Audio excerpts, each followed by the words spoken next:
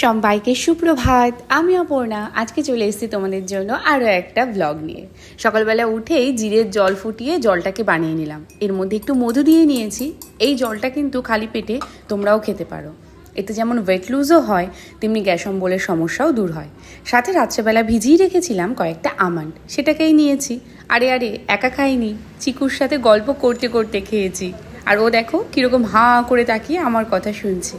জানি না কি বুঝছে, কিন্তু ভীষণ মনোযোগে শুনছে। মানে চিকু একটা বেশ ভালো শ্রোতা এই সময়, এইটুকু তোমাদের বলতে পারি।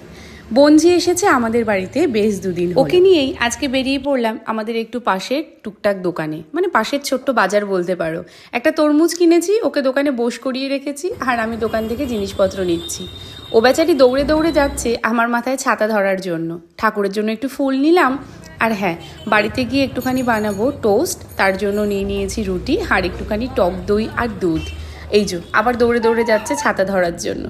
বাড়ি গিয়ে তাড়াহুড়ো করে ব্রেকফাস্টটা বানিয়ে নিয়েছি, কারণ বাজার করতে গিয়ে আমাদের একটু বেলাই হয়ে গিয়েছে। আমি, বোন আর বঞ্জি তিনজনে মিলে একসঙ্গে জমিয়ে ব্রেকফাস্ট করলাম। এরপরে একটা আনবক্সিং করলাম আমার এই ফোনের একটা কভার, অনেক দিন আগে অর্ডার দিয়েছিলাম।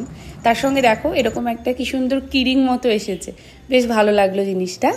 আর এই দিকে চলে এসেছি রান্নাঘরে। মামুনিকে বললাম তুমি একটু ডালটা সেদ্ধ করে দাও, আমি আজকে একটু ডাল বানাবো, তাও আবার লেবু দিয়ে। এই যে মামুনি ডাল সেদ্ধ করেই রেখেছিল, আমি এর মধ্যে একটু নুন, চিনি আর লেবুর রস আর হলুদ দিয়েছি, আর লেবুগুলোও দিয়েছি। এটা কিন্তু গন্ধরাজ লেবু, বেশ ভালো লাগে।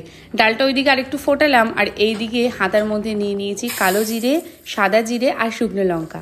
দারুণ একখানা ছক লাগিয়েছি, মানে যাকে বলা হয় ফোড়ন। আর এই যে দিয়ে দিলাম ডালটাকে পাত্রে ঢেলে। তবে হ্যাঁ, লেবুগুলো কিন্তু আমি তুলে নিয়েছিলাম। আর বাড়িতে সেরকম সবজি ছিল না, একটু পটল ছিল, তাই পটলটাকে ভেজেছি। আর ভাবছি একটু ডিম অমলেট করি, তাই পেঁয়াজটাকে কুচি কুচি করেছি একদম ঝিরিঝিরি করে। আর সবার জন্য বানিয়েছিলাম ডিম। এই গরমকালে ডাল ভাত আলু সেদ্ধ বা সঙ্গে একটু ডিম অমলেট বা যে কোনো ভাজা আমার কাছে একদম স্বর্গ মনে হয়। গরমটা যেভাবে পড়েছে, তোমরা বলো দুপুরে তোমরা সবাই কে কী খেতে পছন্দ করছো। আর হ্যাঁ, সাথে যদি একটু ঠান্ডা ঠান্ডা টক দই হয় তাহলে তো হয়েই গেল। আজকে তোমাদের সঙ্গে আমার হেয়ার কেয়ার রুটিনটা শেয়ার করি। এই বায়োলজের এই শ্যাম্পুটা দিয়ে আমি শ্যাম্পু করি।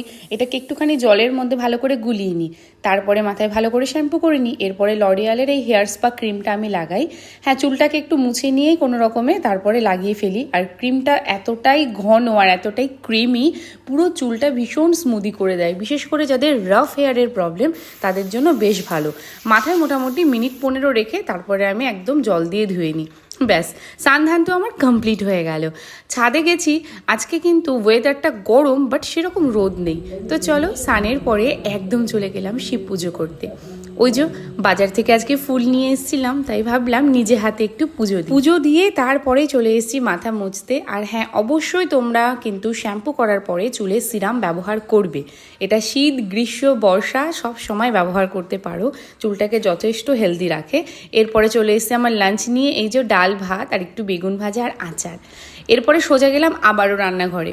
ওইদিকে প্রায় বিকেল হয়ে গেছে। এর মধ্যে নিয়েছি একটু আম, ড্রাই ফ্রুটস, ওটস আর দুধ। আর এটাকে ভালো করে মিক্স করে দিয়ে দিলাম চিয়া সিড। কেন বলো তো, এটা হলো আমার রাতের ডিনার। আজকে আমার অফিসে নাইট শিফট আছে, তাই এগুলো আগে থেকেই রেডি করে নিই।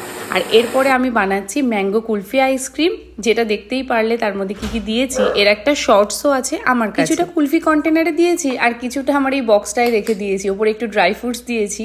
ব্যাস, চলো এটাকে রেখে আসি ফ্রিজের মধ্যে, সারা রাত থাকবে। আর আমার তো নাইট শিফটও আছে, আমি বেরিয়েও যাব, পরের দিন সকালে এসে খাবো, বেশ ভালো লাগবে। আর এই যে বাসনপত্রগুলোও ধুয়ে যাই। মামুনি সাধারণত এগুলো সব গুছিয়েই দেন, কিন্তু এখন এতটাই গরম পড়েছে, যদি আমার কাছে একটুও সময় থাকে আমি চেষ্টা করি যতটা সম্ভব গুছিয়ে ওনাকে হেল্প করার জন্য। মায়েদের কিন্তু এই হেল্পটুকু করলে ভীষণ ভালো লাগে, কারণ ওনাদেরও ভালো লাগে না, অনেকটা সময়ও বেঁচে যায়। বলো, সারাদিন ধরে কতই না পরিশ্রম করে। চলো, আমার গোছানো হয়ে গেছে। এই যে বাসনগুলোকে এইখানে রেখেছি জল ঝরানোর জন্য। আমি একদম রেডি হয়ে গেছি, বেরিয়ে পড়লাম ডিউটির পথে। চলো, আজকের জন্য টাটা।